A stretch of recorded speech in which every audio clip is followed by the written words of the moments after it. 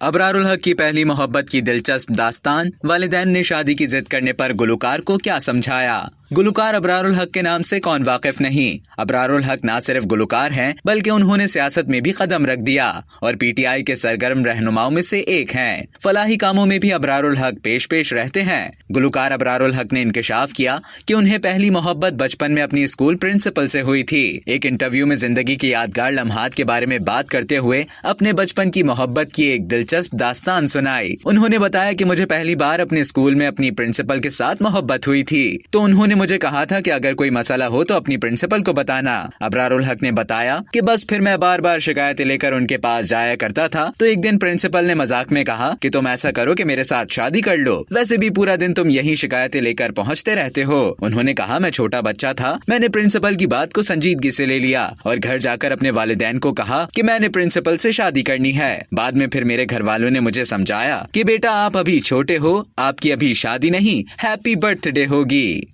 अब तक के लिए इतना ही। मजीद खबरों और न्यूज अपडेट्स के लिए डेली जंग के YouTube चैनल को सब्सक्राइब करें और Facebook के पेज को लाइक करना ना भूलें।